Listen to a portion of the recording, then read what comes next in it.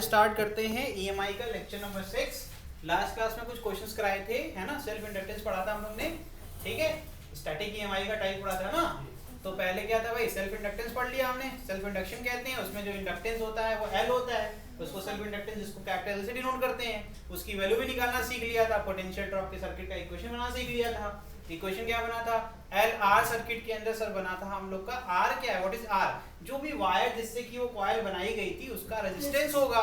तो हमने total circuit में एक रेजिस्टेंस लगाया और ऐड कर लिया उसमें वैल्यू जो भी कॉइल का रेजिस्टेंस है, तो सर्किट बन गई एलआर सर्किट। उसमें सप्लाई एसी थी, तो उसका इक्वेशन क्या था, मैंने कहा कि नहीं उसमें डीसी सप्लाई लगाओ। डीसी लगाया तो आरएल डीसी सर्किट बोला हमने उसको, यही बोला ना। उसमें आरएल डीसी में भी क्या सीखा था कि सर जब डीसी सप्लाई होगी उसका ईएमएफ ई ले लिया। इक्वेशन कैसे लिखेंगे, E minus L D I by D T is equal to I R. What is I, I किसी भी इंस्टेंट पे सर्किट के अंदर करंट पाया गया, वो ना आई नॉट है ना जीरो है, वो किसी भी इंस्टेंट की बात हो रही है। इतना करके याद हो गया इक्वेशन, ठीक। उसके बाद हमने दूसरा इक्वेशन बनाया था, E is equal to l D I by D t plus i r. यही तो था ना इक्वेशन, दो ही तो सिंपल इक्वेशन थे। कैसे बनाए थे, KVL. What is minus L D I by D, minus क्यों लगता है, बिकॉज इंडक्टर क्या करता है, अपोज करता है, यही तो होता है ना। तो ये कंसेप्ट अगर याद हैं तो म्यूचुअल इंडक्शन पढ़ते टाइम आसान लगेंगे। एक छोटा सवाल मैंने होमवर्क दिया था, ये भी खत्म कर लेते हैं क्योंकि इसी के बीच में हम लोग ने पढ़ लिया था series and parallel combination of inductor. कैसे सीरीज में क्या होगा, टोटल इक्विवेलेंट इंडक्टर इंडक्टेंस, और आपका पैरेलल में कैसे निकालेंगे। तो ये बहुत सिंपल सा था। मैंने क्या सिखाया था, मैंने कहा जैसे रेजिस्टेंस में करते आए वैसे ही शुरू करेंगे। आप एक बैटरी लगा दीजिए, बच्चे सवाल आपके सामने कर रहे हैं, ठीक है, प्लस माइनस, ठीक है, क्लियर है। अब मैंने क्या सिखाया था, कैसे पता करेंगे सीरीज और पैरेलल। मैंने कहा जाने का रास्ता एक, तो सीरीज अलग अलग होगा तो पैरेलल। तो मैंने ये पाया करंट यहाँ से क्या मान लेते हैं, आई करंट जा रहा था तो निकल गया, यहाँ पर भी आई पहुंचा, मतलब ये तो भैया अभी एक ही सिग्नल है। फिर आगे गए तो यहाँ से करंट बट गया, ठीक है। इसका मतलब ये दोनों जो इंडक्टर हैं ये क्या हो गए आपके, पैरेलल हो गए। तो इनको अगर सॉल्व कर लेंगे तो क्या होगा, इनको सॉल्व कर लेंगे सर सिंगल इंडक्टर मिल जाएगा। तो अब मैंने जब देखा इसको री इमेजिन कैसे करेंगे, री इमेजिन ऐसे करते हैं, देखो ध्यान से, दोबारा सर्किट बनाई मैंने। मुझे सिर्फ आपको इतनी हेल्प करनी है कि इसको कंबाइन करके जो इंडक्टर आएगा उसको कैसे कनेक्ट करते हैं, ठीक। अब मेरे पास सिर्फ तीन ही है, ठीक है। ये कौन सा है, अब इसको मैं लूंगा, इसको L इक्विवेलेंट, या इसको ऐसे करता हूँ, ये हो गया मेरा L1, ठीक। इसका कंबाइंड L2 प्लस L3 क्या हो जाएगा, ये L2 प्लस L3 का, अरे नहीं ऐसे लिखना तो पाप है, ऐसे लिख देंगे तो फिर कहोगे सर जोड़ दो आप, है ना। नहीं, इसका मैं कहता हूँ इसका L इक्विवेलेंट, इसको 2 बोल देता हूँ, ठीक है। और फिर ये क्या जाएगा, ये हो जाएगा L3। तो यही L इक्विवेलेंट टू यहाँ पर आ गया, है ना। अब मैं फिर से करंट को फ्लो कराऊंगा तो करंट इससे होके निकला, यहाँ पर भी करंट सेम पहुंचा, यहाँ पर भी करंट सेम पहुंचा। यानी कि इसके बाद क्या है, अगर इसको सॉल्व कर लिया तो तीनों को बस आपको सीरीज में सॉल्व करना है। सीरीज और पैरेलल का फॉर्मूला जैसे रेजिस्टेंस में लगता था वैसे ही लगेगा, आई थिंक चेंज तो नहीं हुआ था। तो सेम, मतलब पैरेलल में 1 अपॉन करके सॉल्व करेंगे और सीरीज में कर लेंगे। मैं इसका आंसर बता के आगे बढ़ रहा हूँ क्योंकि बहुत ही ज्यादा आसान क्वेश्चन है। इसका आंसर आया था आपका 1 हेनरी, ठीक है, आएगा इसका आंसर 1 हेनरी, ठीक है। तो इसका आएगा L total is equal to 1। इसको आप सॉल्व कर लीजिएगा, नहीं हो पाएगा फिर से पूछ लीजिएगा। आगे बढ़ जाएं। Yes sir. आज का जो मेन टॉपिक है वो है म्यूचुअल इंडक्टेंस, ठीक है भैया। सेल्फ और इसमें क्या अंतर है, सेल्फ इंडक्टेंस में सिंगल कॉइल हुआ करती थी, उसके अंदर करंट फ्लो कराते थे, खुद की मैग्नेटिक फील्ड की वजह से एक मैग्नेटिक फ्लक्स हो जाता था हमारी अपनी ही कॉइल के अंदर। जो भी हो रहा है वो खुद की वजह से हो रहा है, मेन चीज वहां ये सीखी। फिर हमने कहा कि नहीं करंट को बदलो, करंट को बदलेंगे तो मैग्नेटिक फील्ड बदलेगी, है ना। मैग्नेटिक फील्ड बदलेगी तो number of field line passing through the coil change हो जाएगा, यानी कि फ्लक्स चेंज हो गया। और जब मैग्नेटिक फ्लक्स बदलेगा तभी आपका ईएमएफ इंड्यूस हो जाएगा। तो उसी कहते हैं self induced EMF, small E S से डिनोट किया था मैंने। अब यहाँ क्या हो रहा है, यहाँ पर दो लोग हैं भाई साहब, ध्यान दीजिएगा। एक कॉइल है, ठीक है, और एक प्राइमरी कॉइल हो गई, एक सेकेंडरी कॉइल हो गई। चलो बहुत बढ़िया। इनके बीच में जो, अब देखो ध्यान से, एक इन्फ्लुएंस क्रिएट कर रहा है और दूसरा इन्फ्लुएंस हो रहा है। यानी कि अब किसी थर्ड पार्टी की वजह से ये प्राइमरी जो भी पार्टी हमारी वो डिस्टर्ब हो रही है, किसी और के कारण हमारे घर में कलेश हो जाए। ये क्या भाई, म्यूचुअल इंडक्शन हो गया हमारे घर में, ठीक है। वो भाई साहब आए और यहाँ इन्फ्लुएंस करके चले गए और लो बर्तन यहाँ फेंका जा रहा है इधर से उधर तक। तो ये कैसे हुआ, आप देखते जरा हुआ कैसे। तो अगेन सिंपल, जब अगर हम इसको सिंपल देखेंगे कॉइल, तो मुझे ये दिखेगा, मुझे पता है कि इसके अंदर सेल्फ इंडक्टेंस होगा, ठीक है, मुझे अच्छे से पता है, ये हम लोग पढ़ के अभी आ रहे हैं, तो ये चीज तो कहीं जाएगी नहीं, यानी कि सिंगल कॉइल के अंदर भी ईएमएफ इंड्यूस होता है, लेकिन अभी हम ज्यादा फोकस सेकेंडरी वाले पे करेंगे, ठीक है। चलो जरा देखते हैं, अगर इसको सिंपल सोलेनोइड की तरह ट्रीट करें, मतलब मैंने कहा सोलेनोइड तो पढ़ा था, कहाँ पढ़ा था, मैग्नेटिक इफेक्ट में पढ़ा था कि किसी भी कॉइल के अंदर से करंट फ्लो करेगा तो वो एक परमानेंट मैग्नेट की तरह वर्क करेगा, ठीक है। तो मैंने कहा कि इसके अंदर बैटरी लगाओ, बैटरी लगाई जिसकी एक मैग्नेटिक फील्ड होगी, डीसी मैंने लगाया, डीसी का मतलब क्या है, करंट चेंज नहीं हो रहा है। बगल में मैंने क्या कर दिया, रियोस्टेट लगाया, रियोस्टेट क्यों लगाते हैं, जब करंट को वैरी कराना हो बिना सर्किट को क्लोज किए तो हम रियोस्टेट लगाते हैं। रियोस्टेट क्या करता है, total resistance of the circuit को बदल देता है बिना सर्किट को डिस्कनेक्ट किए, यही तो मेन प्रॉपर्टी होती है। तो यहाँ पर ये बन गया सर्किट, इसके अंदर हमने बोला नंबर ऑफ टर्न्स कितने हैं, कैपिटल है, दिख रहा है ना क्लियर। मैंने कहा किसी एक इंस्टेंट पर जब करंट मैंने चेंज नहीं किया, फ्लक्स कितना है 5, मैग्नेटिक फील्ड कितना है B, ठीक है, और उसको मैंने बोल दिया B1, और मैंने बोला कि अब सेल्फ इंडक्टेंस मैंने कंसीडर कर लिया कि ठीक है, जो अपोजिशन मुझे मिला वो कितना मिला L1, मतलब इसका इंडक्टेंस कितना है भाई L1, ठीक है, वैल्यू ले ली हमने, ये हमें निकालना आता है, ठीक है। चलो अब मैंने कहा भाई ये मैग्नेटिक फील्ड क्रिएट करेगा तो बगल वाले कॉइल के अंदर भी मैग्नेटिक फील्ड जाके कुछ तो इंटरसेक्शन होगा ही होगा, है ना। तो मतलब मैंने कहा कि अब इसके वजह से यहाँ पर मैंने ये पाया कि अगर इसका नंबर ऑफ टर्न कितना है N2, इसको मैंने एक गैलोमीटर से कनेक्ट कर दिया। गैलोमीटर क्या काम करता है, हमने पहले फैराडे में सीख लिया था कि अगर कोई ईएमएफ इंड्यूस हो रहा है जिसकी वजह से करंट फ्लो कर रहा है सर्किट के अंदर, तो उसके बारे में कौन बताएगा, ये गैलोमीटर बता देगा। अगर ये 0 पर है तो इसका मतलब कोई करंट नहीं है ना, और अगर ये 0 पे नहीं है तो करंट फ्लो कर रहा है, यानी कि ईएमएफ इंड्यूस हो गया, ठीक है। तो ये N2 नंबर ऑफ टर्न कितने हो गए, N2, phi2 क्या है, इसके अंदर किसी भी इंस्टेंट पर जो फ्लक्स लिंक हो रहा है, मैंने कहा करंट चेंज नहीं कर रहा हूं उस समय कितना है, इसमें कितना है phi1, तो इधर कितना हो गया phi2। यहाँ पर मैग्नेटिक फील्ड मैंने पाई। अब मैग्नेटिक फील्ड क्यों आएगी बेटा, जब इसके अंदर करंट इंड्यूस हो जाएगा, यानी कि मैग्नेटिक फील्ड आ गया, तब इसके अंदर खुद भी करंट होगा, जब खुद करंट होगा ये भी सोलेनोइड बन जाएगा, क्योंकि किसी भी कॉइल के अंदर से करंट फ्लो करता है तो मैग्नेटिक फील्ड प्रोड्यूस कर लेता है।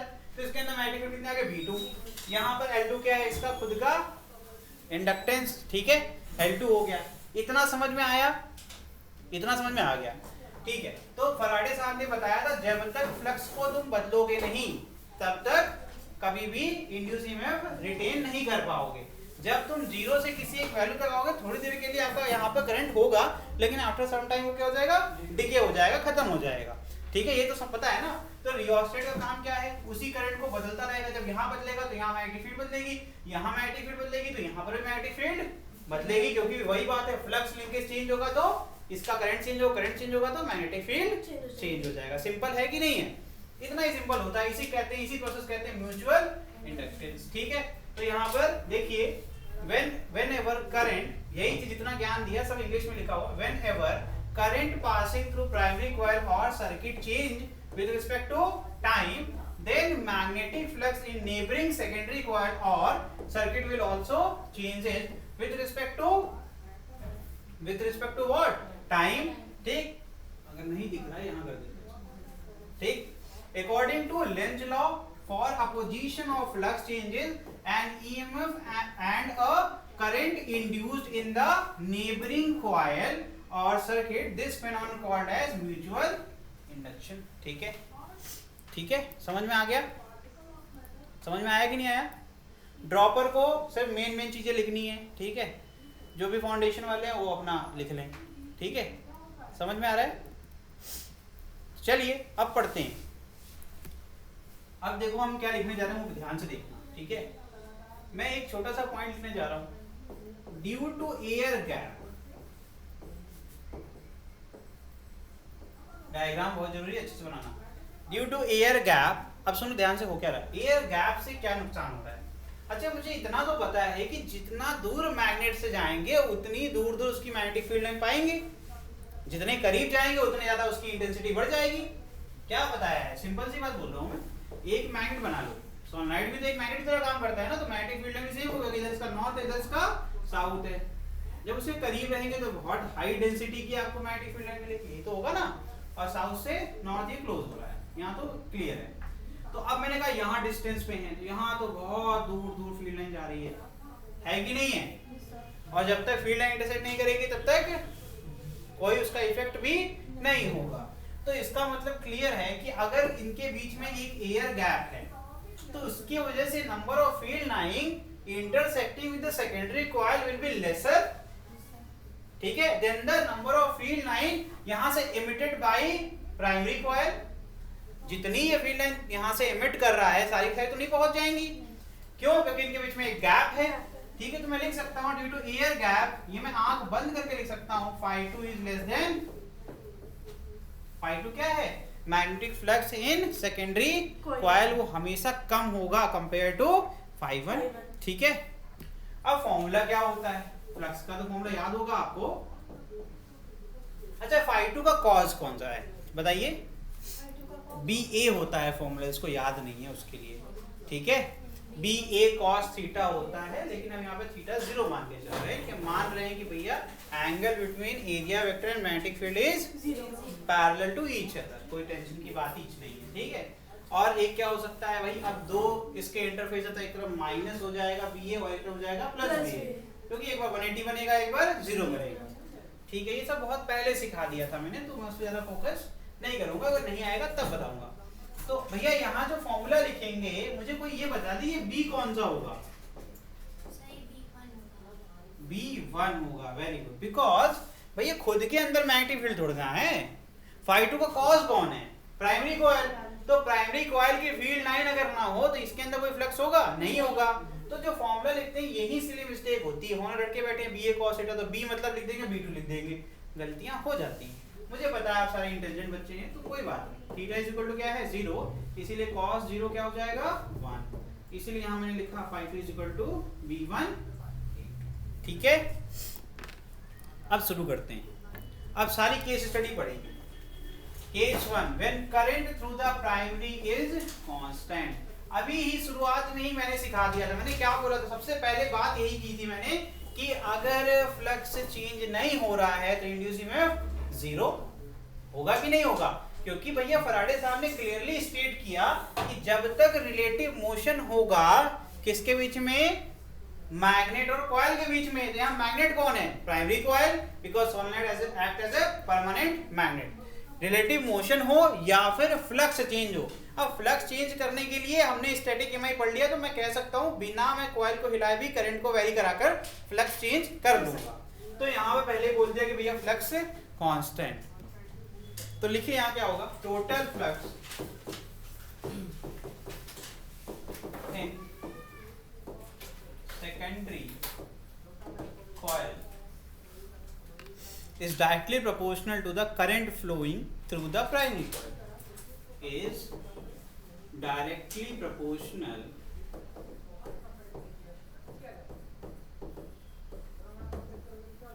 to the current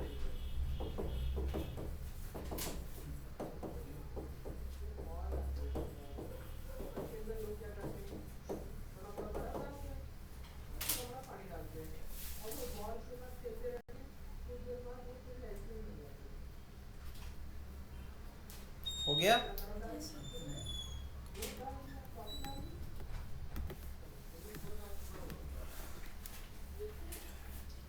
एक मिनट एसी चला दे, ठीक है। तो लिखो भाई, एक सिंपल सा फॉर्मूला होता है क्या भाई, n नंबर ऑफ टर्न्स होता है, तो एक चीज क्लियर, सिंगल टर्न से अगर फाई कितना है phi2, फ्लक्स कितना है phi2, तो n नंबर ऑफ टर्न्स के लिए क्या हो जाएगा n5 है ना, तो यहाँ कितने नंबर ऑफ टर्न है n2, और फ्लक्स कितना है phi2, किस पे डिपेंड करता है, ये I1 पे डिपेंड करता है। I1 क्या है, current flowing through primary coil, ठीक है। चलो लिखो फटाफट फटाफट। तो यहां से अगर हम चाहें तो प्रोपोर्शनली कांस्टेंट यहां से लिखिए, यहां से प्रोड्यूस होता है, इंट्रोड्यूस होता है आपका म्यूचुअल इंडक्टेंस, तो N2 phi2 को बेटा लिखा जाएगा is equal to M I1। यहां पर M क्या है, M is your mutual UAL लिखा हुआ है, इंडक्टेंस ऑफ कॉइल,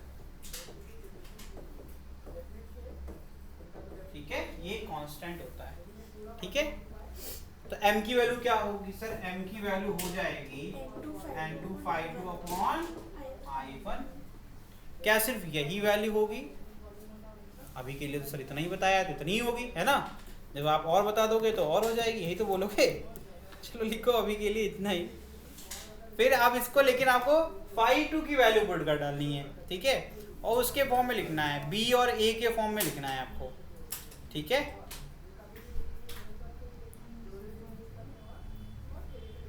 तो ये क्या हो जाएगा, N2 B1 A2 upon I1, ठीक है।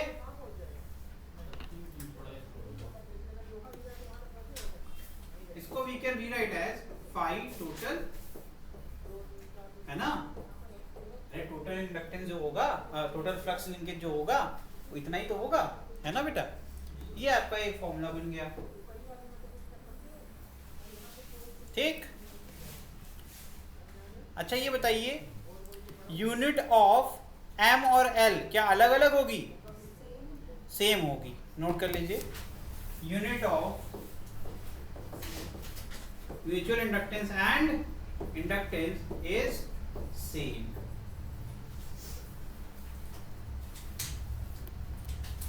हो गया। देखिए, M does not depend upon mutual inductance, does not depend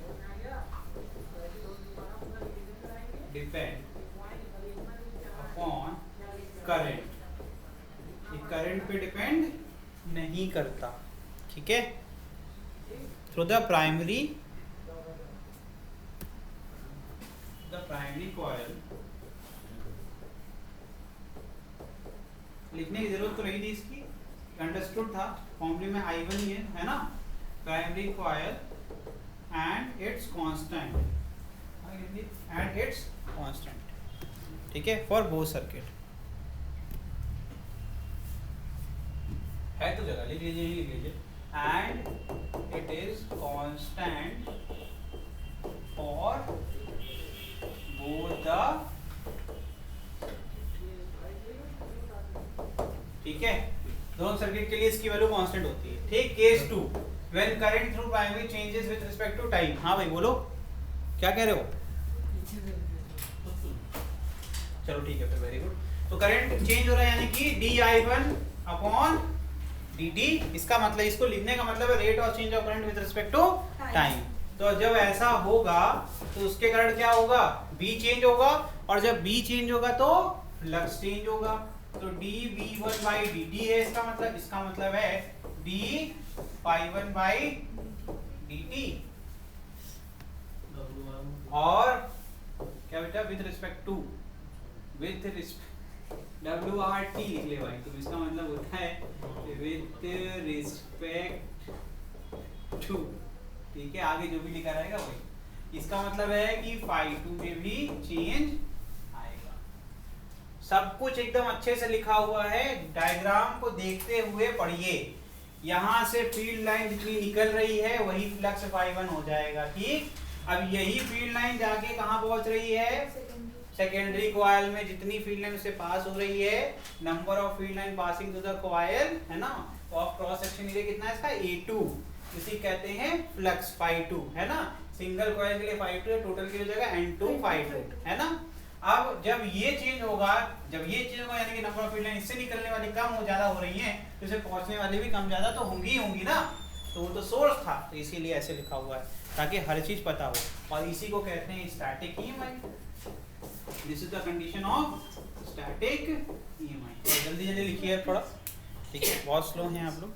यानी कि N2 ∅2 की वैल्यू बराबर हो जाएगी, फिर से अब तो सीख चुके हो, N2 ∅2 is equal to MI1, ठीक है।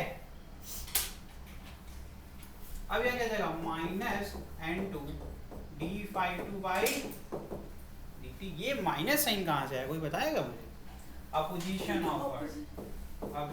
ऑफ, जब चेंज होगा तो उस चेंज का अपोज कौन करता है, कॉइल, जिसकी वजह से माइनस साइन आ जाएगा, ठीक है।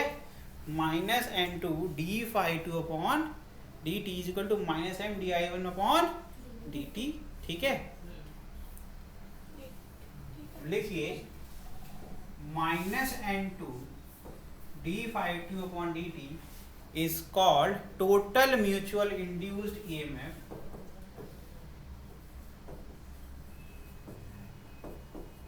total mutual induced EMF of secondary coil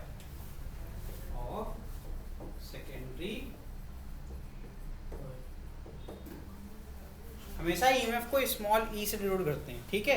E1 use करते हैं जनरली फॉर प्राइमरी कॉइल और E2 यूज करते हैं फॉर सेकेंडरी कॉइल, ठीक है, समझ में आ रहा है।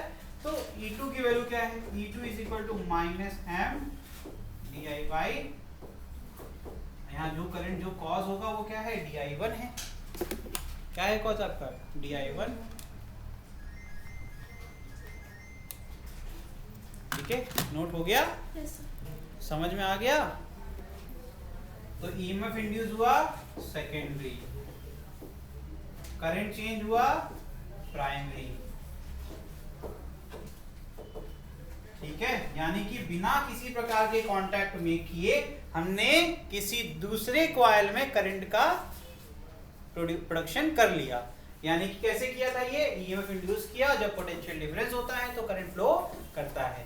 यही आपका यूज होता है ट्रांसफार्मर के अंदर। ट्रांसफार्मर आगे जब पढ़ेंगे एप्लीकेशन ऑफ ईएमआई के अंदर, तो आप जानेंगे कि transformer is a static device. Static मतलब उसके अंदर कोई भी मूविंग पार्ट नहीं होता है, उसके अंदर टोटली म्यूचुअल इंडक्टेंस का यूज किया जाता है। इसी प्रोसेस की मदद से हम लोग वोल्टेज को अप और डाउन करते हैं, वो आगे सीखेंगे कैसे करते हैं, ठीक है। आगे बढ़ जाएं।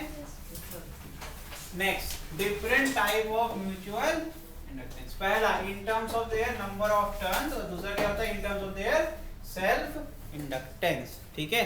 तो पहला हेडिंग डालिए, पहला डालिए ए के लिए, ठीक है। ए में फर्स्ट लिखिए, इसमें भी सब टाइप है।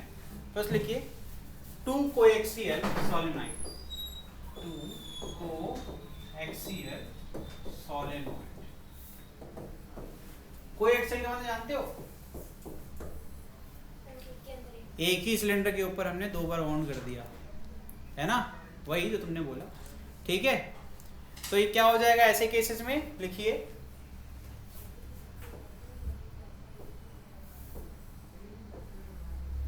जो बोला इसने एक के ऊपर एक, ठीक है। इसमें 2 नंबर ऑफ टर्न्स होते हैं। अब इसको मैं डबल नहीं करूंगा, आपको इमेजिन करना है कि एक अंदर भी कॉइल है, मैं उसके लिख दूंगा N2 और एक लिख दूंगा N1। एक में नंबर ऑफ टर्न्स कितने हैं N1, एक में कह दूंगा नंबर ऑफ टर्न्स कितने हैं N2। ये बना हुआ है बेहतरीन फिगर है ना, ये है। तो इन terms of their number of turns, यहाँ कितने नंबर ऑफ टर्न्स है N1 और N2। N1 किसके नंबर ऑफ टर्न्स होते हैं, प्राइमरी के। N2 किसके, सेकेंडरी के। करंट किसके पास होगा, प्राइमरी के पास। करंट किस में प्रोड्यूस होगा, ईएमएफ किस में, माफ करना मैं करंट रेट बोलता हूँ, मैं आपको ईएमएफ पे रखना चाहता हूँ क्योंकि ईएमएफ ध्यान रहेगा तो करंट ऑटोमेटिक आ ही जाएगा। तो ईएमएफ किस में इंड्यूस होगा, सेकेंडरी में, ठीक है। करंट क्या होगा, प्राइमरी, चेंज इन करंट की वजह से, ठीक है। तो यहाँ लिख डालिए, तो यहाँ म्यूचुअल इंडक्टेंस सोलेनॉइड 1 सोलेनॉइड 2, ठीक है। लिखिए इसकी वैल्यू क्या हो जाएगी, हम कह रहे हैं mutual inductance of secondary coil with respect to primary, तो क्या आ जाएगा N2 कॉस क्या है, मैग्नेटिक फील्ड ऑफ 1, और ये क्या है A2। अच्छा ये बताओ क्या A2 A1 लिखेंगे इसमें, A2 A1 इसलिए लिखेंगे बेटा क्योंकि सेम सिलेंडर के ऊपर हमने वाउंड किया, दोनों का एरिया क्रॉस सेक्शन सेम होगा, एक ही पिलर है ना। तो यहाँ पे मैं लिख सकता हूँ, ऐसे लिख देता हूँ A2 is equal to A1 is equal to A, है ना। ये हो गया। ये आजकल तुम ये बताओ, इतना पुराना इन्वेंशन है लेकिन इंडिया में अब यूज हो रहा है। गांव में जाओगे तो देखोगे एक सिलिंड्रिकल ट्रांसफार्मर जो है, अब छोटा-छोटा ट्रांसफार्मर लगा रहता है, उसकी कैपेसिटी भी उतनी होती है जितना बड़े वाले की होती है। तो अब क्या करते हैं, पहले क्या करते थे, पुराने जमाने में बनाते थे, जानते सरकारी काम धीमे धीमे अपग्रेड करेंगे, है ना। तो अब क्या करते हैं, एक ही सिंगल पिलर, यही सेम टेक्नोलॉजी यूज करते हैं। मतलब अभी भी म्यूचुअल इंडक्टेंस हो रहा है, पहले भी होता था लेकिन पहले अलग अलग रखते थे जिससे कि साइज बढ़ जाता था। अब एक ही पिलर के ऊपर हमने 2 बार वाउंड कर दिया जिससे कि हमारा छोटा हो गया साइज, ठीक है, और कोई बात नहीं है। तो पहले से हम लोग को ये चीज आती थी, ठीक। अपॉन क्या हो जाएगा, करंट का कौन कॉज है, I1 कॉज है सर, है ना, लिख लोगे ना इतना। अब मैग्नेटिक फील्ड का फॉर्मूला ऑलरेडी पता है, तो N2 क्या हो जाएगा, म्यू नॉट, क्या लिखेंगे, म्यू नॉट। अब यहाँ पर NI1 भी लिख सकते हैं, लेकिन अगर कैपिटल N के नंबर ऑफ टर्न्स के फॉर्म लिखना है तो N1 लिखना पड़ेगा और फिर लेंथ ऑफ द सोलेनॉइड को डिवीजन में भी ले आना पड़ेगा और यहाँ क्या आ जाएगा I1 into A upon already क्या था बच्चे I1, ये कट गया। ठीक किया मैंने, सही है ना। तो यहां से नया फॉर्मूला क्या बन गया, mu not N1 N2 upon L into A। ठीक है, ये आपका एक नया फॉर्मूला बन गया जो कि टोटली इंडिपेंडेंट है किसके, करंट के। ये मैंने पहले इसीलिए लिखवाया था क्योंकि वहां पे बी के टर्म में लिखा हुआ था, तो आप वहां पूछना चाहते, क्यूरियस होते तो आप कहते सर ये यहाँ पे तो करंट दिख रहा है डिनोमिनेटर में, तो कैसे हो गया। तो अगर आप वही कहते तो वही मैग्नेटिक फील्ड का फॉर्मूला पुट करके आपको मैं प्रूफ कर देता। ये यहाँ पर प्रूफ हो जाता है कि मैग्नेटिक या माफ करना mutual inductance is constant and independent of current. ठीक है, इन प्राइमरी कॉइल सिर्फ अगर फर्क पड़ता है नंबर ऑफ टर्न्स और area of cross section, geometrical आपके जो पैरामीटर्स हैं उन पर डिपेंड करता है। लिख लीजिए इसको। ठीक है, नेक्स्ट ये है two concentric and coplanar solenoid. Concentric मतलब एक सेंटर होगा और दो अलग अलग पिलर होंगे, दोनों का रेडियस अलग होगा, इनके बीच में गैप भी होगा, है ना। हमने क्या कर दिया, एक छोटा सा ऐसे सिलेंडर बनाया, जैसे एक पेन है और एक बड़ी जो रिफिल वाली पेन होती है वो दिखाओ तो बताएं। रिफिल वाली पेन है किसी के पास? हाँ वेरी गुड, लाओ वही दो पेन दो, हाँ दो तुम दे दो, तुम्हारे ट्रांसपेरेंट है ना, ऐसे दिख जाएगा। भाई तुम्हारी भी ले लेते हैं लेकिन ट्रांसपेरेंट नहीं थी, है ना, नाराज ना होना, है ना। देखो हो यही रहा है, ये दो कंसेंट्रिक सिलेंडर हैं आपके, एकदम शानदार है, एकदम सेम टू सेम, ऐसे ही एक्चुअल में भी होता है। तो आप देखो मैं पहले अलग अलग कर देता हूँ। सिलेंडर 1 ये हो गया, ठीक है, जिसका रेडियस ज्यादा है। आप सिलेंडर 2 हो गया, ये पतला है लेकिन सेंटर दोनों का सेम है। इसको इसके अंदर डाल दो तो क्या हो रहा है, देखो दिख रहा है, तुम लोग दिख तो रहा है, पता तो है ही ना, इस रिफिल और पेन इसका जो कवर है उसके बीच में गैप होता है ना, वैसे ही इनके बीच में गैप है। तो देखो ध्यान से, दोनों का सेंटर सेम है। सेंटर मतलब क्या होता है, जो बीच में पॉइंट है जिसके अलोंग ये सर्कल बन रहा है। तो ये बहुत अच्छा एग्जांपल हो गया आपका, क्या है भाई, two concentric and coplanar solenoid. ठीक है, यहाँ पर ए होगा, स्पेलिंग गलत है, ए कर लेना। ठीक है, समझ में आ गया ना।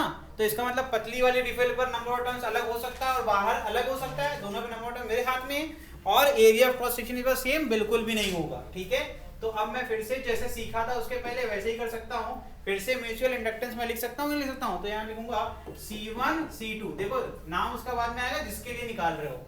ठीक है, हम किसके लिए करते हैं हमेशा, सेकेंडरी के लिए।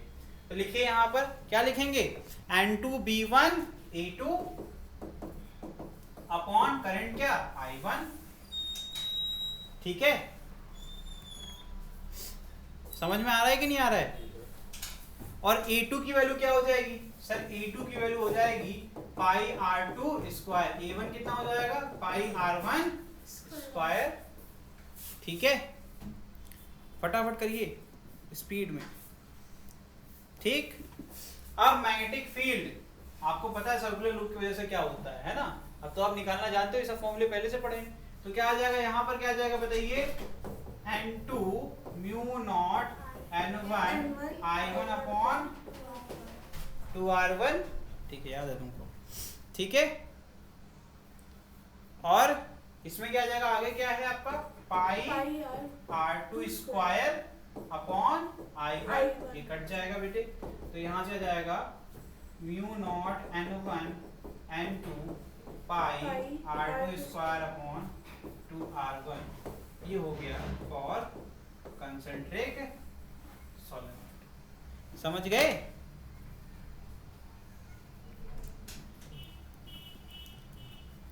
टोरॉइड तो पढ़ी थी, टोरॉइड वाला ही तो यूज कर रहे हैं। तो पाई कहाँ रहेगा इसमें, 2R रहेगा ना। रिवीजन करना है, करके आना। ठीक है, एक बार करके आना। तो कंसेंट्रिक सोलेनॉइड क्या होता है, करके आना रिवीजन। ठीक है, करके आना, बात करेंगे। ठीक, आगे बढ़े। भूल गई वो तो एक बार कर लेना बेटा, आ जाएगा। तो तुम्हें ये हेडिंग और अच्छे समझ में आएगी। ठीक है, चलो next, in terms of self inductance. ठीक है, in terms of self inductance second category. तो सेल्फ इंडक्टेंस ऑफ कॉइल अगर सेम नहीं है तो अलग अलग हो सकता है, L1 L2 मान सकते हैं, है ना। तो यहाँ पर क्या हो जाएगा, let self inductance of coil 1 क्या है L1 एंड कॉइल 2 क्या हो जाएगा L2। ठीक है।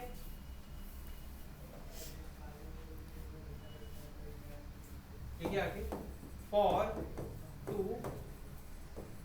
Magnetically coupled coil mutual inductance होता है, इंपॉर्टेंट है लिखना, K times under root L1, ठीक है। K क्या होता है, what is K? K is your coupling factor, coupling, ठीक है। K की वैल्यू मैग्नेटिक तो उसकी जो मैग्नेटिक फील्ड है वो इंड्यूस्ड है एक दूसरे में, ठीक है। कैसे कर रहे हैं देखो, बता देते हैं वापस। अब इस केस में क्या हुआ, इसमें मैग्नेटिक कपलिंग हो रही है कि नहीं हो रही है? अरे भैया, एक की मैग्नेटिक फील्ड दूसरे से होके निकल रही है कि नहीं निकल रही है? अब देखो ध्यान से, नेक्स्ट हमने 2 केसेस पढ़े अभी, लेकिन दोनों केसेस में हमने कहीं पर भी इंडक्टेंस की बात नहीं करी थी। लेकिन इस बार क्या कह रहे हैं, इस बार कह रहे हैं कि 2 कॉइल लो और दोनों का इंडक्टेंस कितना है, अलग अलग है। जब उनको कपलिंग करेंगे तो अब आपका जो म्यूचुअल इंडक्टेंस स्क्वायर हो जाएगा K times of under root L1 L2। अब एक कपलिंग फैक्टर क्या होता है, इसकी वैल्यू हमेशा 0 से 1 के बीच में होती है, ठीक है। आइडियल कपलिंग क्या होती है, लिखिए आइडियल कपलिंग के लिए, फॉर आइडियल कपलिंग K की वैल्यू मैक्सिमम होती है, जिसमें क्या होता है 1, ठीक है, नो लीकेज, ठीक है। तो M की वैल्यू क्या हो जाएगी इस केस में, अंडर रूट L1, ठीक है। नेक्स्ट, रियल कपलिंग क्या होती है,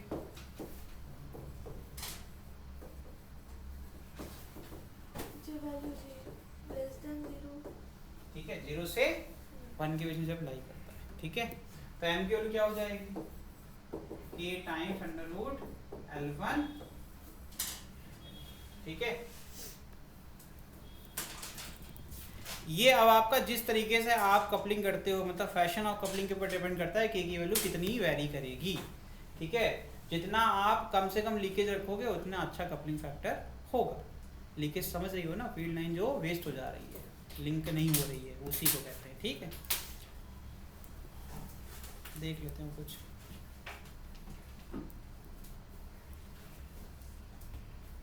अब देखो यहाँ पर एक छोटा सा चीज लिख लो, इस वाले केस में, ठीक है, अगर म्यूचुअल इंडक्टेंस किसी की वजह से वैरी करता है तो उसका रीजन सिर्फ और सिर्फ रेडिया ही है, और कोई भी चीज यहाँ पे वेरिएबल नहीं। ध्यान से देखो ना, mu naught constant, n constant, n1 constant, n2 constant, पाई कांस्टेंट, 2 कांस्टेंट, बचा कौन, r2 और r1। तो अगर किस पे डिपेंड करेगी, r2 स्क्वायर अपॉन r1। अब इनको वेरी कराएंगे तो ध्यान से देखो, m बढ़ेगा कब, अगर r2 की वैल्यू हम थोड़ी सी भी चेंज करेंगे, स्क्वायर टाइम्स है ना, तो बहुत तेजी से बढ़ेगा। लेकिन R1 को अगर हम डिक्रीज करेंगे तो बहुत ज्यादा डिक्रीज हमको देखने को लीनियर है, इसका ट्वाइस भी नहीं कह सकता मैं, है ना, इसका स्क्वायर टाइम्स इंक्रीज हो रहा है न्यूमरेटर, ठीक है। तो ऊपर वाला एक्सपोनेंशियल चेंज हो रहा है और नीचे लीनियर चेंज हो रहा है। तो अगर R2 को आप जरा सा भी चेंज करेंगे तो M की वैल्यू बहुत तेजी से बढ़ेगी एक्सपोनेंशियल रेट पर, ठीक है। अगर हमने अभी तुम्हें कोप्लेनर लूप पढ़ाया ऐसे सर्कुलर, अगर स्क्वायर शेप में है तो उस केस में क्या होगा, लिख लो जरा फटाफट। तो इसी से इंस्पायर होके है, फॉर स्क्वायर इस तरीके से है, ठीक है, इनके कॉमन सेंटर है, ठीक। अब इस केस में जो अंदर वाला स्क्वायर लूप है उसकी जो विड्थ है वो कितनी है, b, कितनी है b, ये b, तो ये बाहर वाला कितना है a, तो m हो जाएगा inverse proportional b square upon a। ये सब क्वेश्चन फंसा देते हैं, जानबूझ के दे देंगे, तुम्हें लगेगा ये क्वेश्चन तो हो नहीं सकता, ठीक है। अब फिर से एक स्क्वायर और एक सर्कुलर कर दिया हमने, ये क्या कर दिया, स्क्वायर और एक सर्कुलर, ये सब क्वेश्चंस के लिए कर रहा हूँ। इसका रेडियस कितना है r और इसकी विड्थ कितनी है a, ठीक है।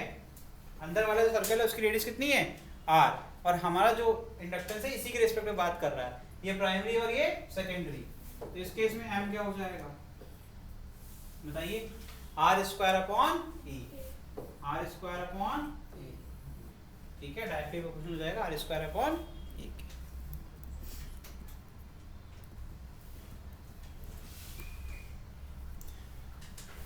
तो देखो कपलिंग फैक्टर जो तुम कह रही थी कि मैग्नेटिक कपलिंग की जो तुम बात कर रही थी, तुम्हें थोड़ा सा और समझा देते हैं। सबसे बेस्ट फैशन क्या है इसमें, सबसे ज्यादा इसमें ही होगा लिंक ना, जो भी इमिट, देखो N1 को अंदर रखा है, N2 को बाहर रखा है, जितनी फील्ड निकल रही है सबके सब लिंक हो जा रही है, तो मैक्सिमम वाला जो केस होगा वो इसी फैशन में से अचीव कर सकते हैं जब k की वैल्यू क्या होती है 1, ठीक। अच्छा किसमें नुकसान होगा, जरा सा भी डिस्टेंस बढ़ेगा तो नुकसान होना तय है। तो जो आपका ओल्ड फैशन है वो क्या कौन सा है आपको बता देते हैं। एक सिंपल है, आपका 2 पिलर होता है, इस तरीके की कोर होती है, ठीक है, और एक इसमें ऐसे इस तरीके से कनेक्टेड है प्राइमरी और ये सेकेंडरी।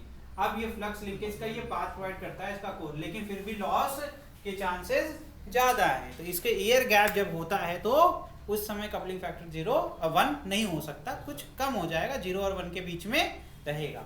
तो ये हो गया रीजन कि आपकी प्रैक्टिकल कपलिंग में ये होता है। हाँ, अगर आइडियली ये माना जाता है कि अगर हम कभी भी इस फैशन में कपलिंग करेंगे तो हमारा k मैक्स होगा, मैक्सिमम की तरफ होगा। अगर 1 नहीं हो सकता है क्योंकि ऑब्वियसली पैकिंग करोगे कुछ ना कुछ तो होगा ही होगा, लेकिन आपको भी पढ़ने को मिलेगा ये इतना अचीव कर चुके हैं हम लोग कि मैक्सिमम एफिशिएंट डिवाइस बना चुके हैं, दैट इज कॉल्ड ट्रांसफार्मर, जो कि 100% एफिशिएंट है। तुमको पता है, 0 लॉस, इतना अचीव हो चुका है। 99% तो आसानी से हो जाता है, 1% के लिए और अच्छे से अगर उसको सीलिंग कर दिया जाए, लैमिनेशन और अच्छा कर दें, कूलिंग अच्छी कर दें, तो वो 100% भी अचीव हो जाता है। जनरली जो पावर प्लांट में लगे होते ट्रांसफार्मर ना, बड़े बड़े ट्रांसफार्मर, वो 100% एफिशिएंट होते हैं, कोई लॉस नहीं, ठीक है। समझ में आ रहा है मैं क्या कहना? चलो, तो म्यूचुअल इंडक्टेंस एक ऐसी चीज है जिसमें आप आइडियल वाली कंडीशन अचीव कर सकते हैं। बहुत रेयर है, साइंस के अंदर बहुत कम ऐसी चीजें हैं जिसमें जो आइडियली जो पढ़ते हैं वो हम प्रैक्टिकली अचीव भी कर पाते हैं। तो ये उनमें से एक एग्जांपल है जो कि हम लोग अचीव कर चुके हैं, ठीक है। चलिए आगे बढ़ जाएं, अब कुछ क्वेश्चंस हैं वो करेंगे। देखिए जल्दी बताइए कैसे करेंगे, सिंपल है, म्यूचुअल इंडक्टेंस के ऊपर क्वेश्चंस है, आप बताइए। इसके बाद जो अगला टॉपिक होगा वो डायनेमिक और पीरियोडिक, बस 2 टॉपिक बचे हैं आपके, डायनेमिक ईएमआई एंड पीरियोडिक। पहला क्वेश्चन क्या कहता है, जल्दी से पढ़ के बताइए। A solenoid has 2000 turns, N दे दिया आपको, ठीक है, वाउंड ओवर अ लेंथ दे दिया, एल दे दिया आपको 0.3, the area of cross section भी दे दिया, ए भी दे दिया भैया, और बताओ। Around its central section a coil of 300 turn is closely bound, मतलब कौन सा है ये, कोएक्सियल है ना। आगे देखिए, wound in an initial current of 2 ampere, मतलब ये सब N2 है, ये आपका L2 है। L2 नहीं कहेंगे बिकॉज एक ही आपका सिलेंडर है तो दोनों में L सेम होगा, ठीक है, ओके। ये A2 दिया हुआ है, लेकिन ठीक, क्योंकि बोल दिया आगे जब मैंने पढ़ा तो मैंने ये पाया कि जो सेंट्रल सेक्शन में कॉइल है उसके टर्न्स N1 हो गए। रीजन क्या है, इसी के अंदर करंट था, जब इसके अंदर करंट, ये प्राइमरी हो गया है ना, प्राइमरी वाला अंदर होता है, सेकेंडरी वाला बाहर, ताकि मैक्सिमम लिंकेज हो जाता है। ये क्या हो गया तेरा, I1 हो गया, ठीक है। इस रिवर्स टाइम दिया हुआ है, कितने टाइम में रिवर्सिंग हो रही है, यानी कि चेंज इन फ्लक्स का टाइम दे दिया, ठीक है, very good. Find the EMF induced in the coil, आपसे ईएमएफ पूछ रहे हैं, बहुत बढ़िया क्वेश्चन है, आसान क्वेश्चन है। ये तो सेम ही होता है क्योंकि आपको अच्छे से पता है कि सिलेंड्रिकल वाले में क्या होता है, जिसमें कोई एक्सियल होता है, एक ही सिलेंडर होता है, उसी के ऊपर माउंट कर दिया होता है, ठीक है। तो अंदर रहेगा प्राइमरी और ऊपर रहेगा सेकेंडरी, तो उसका एरिया हमेशा सेम रहेगा जो कि आपका दिया हुआ है। A2 is equal to A1 is equal to E, very good, catch कर लिया आपने, ठीक है। तो M का फॉर्मूला तो याद ही होगा, mu not N1 N2 A upon, है ना, M निकाल लो, आंसर आ जाएगा।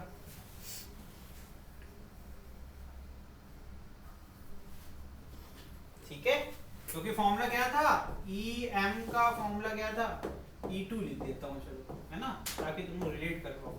ये था M di बाई dt, ये स्मॉल इंटरवल के लिए दिया, हाँ सिग्निफिकेंट अमाउंट ऑफ चेंज है, इसको हम एवरेज कर सकते हैं। यहाँ पर क्या हो जाएगा बच्चे, ये सॉरी टू,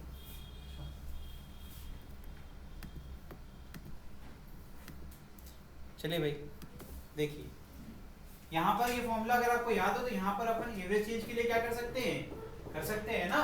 और टाइम कितना दिया गया है, टाइम इंटरवल 0.25, क्योंकि उसके बाद पोलैरिटी चेंज हो जाएगी, ठीक है, कोई दिक्कत नहीं है। तो पहले अगर हम माइनस मानेंगे तो बाद में प्लस हो जाएगा, पहले प्लस मानेंगे तो बाद में माइनस हो जाएगा।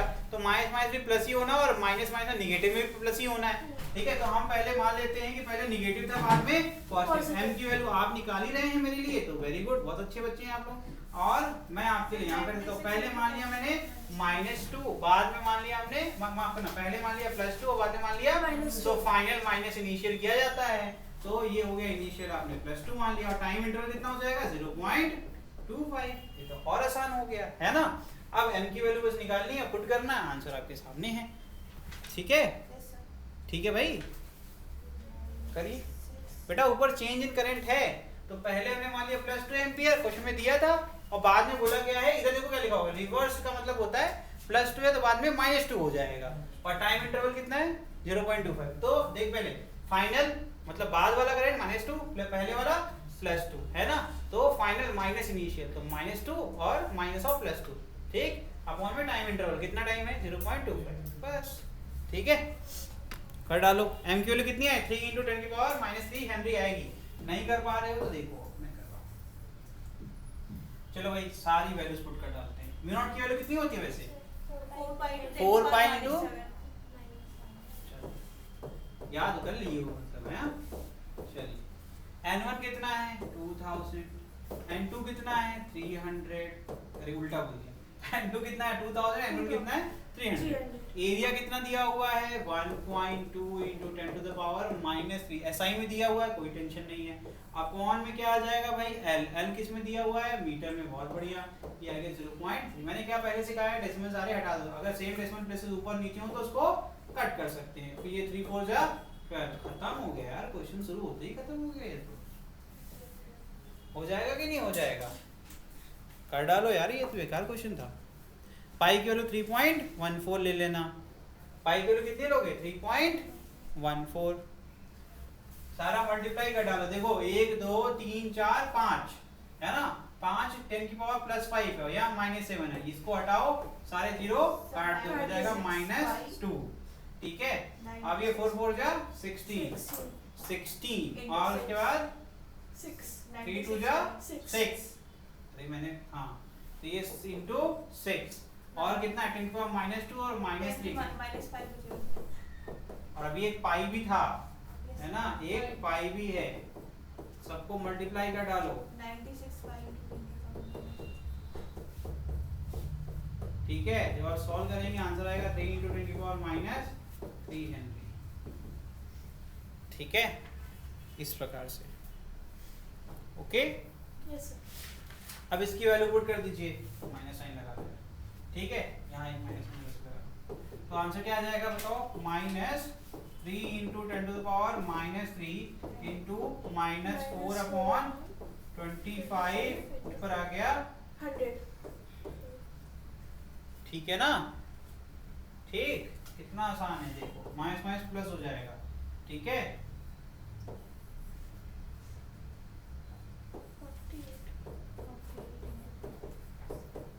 ठीक है ना, कितना आ गया 48 मिलीवोल्ट। 48 मिली कैसे किया 10⁻³ देख के। ठीक है, ये सिंपल था क्वेश्चन, बहुत थोड़ी प्रैक्टिस चाहिए लेकिन आप लोगों को। ठीक है,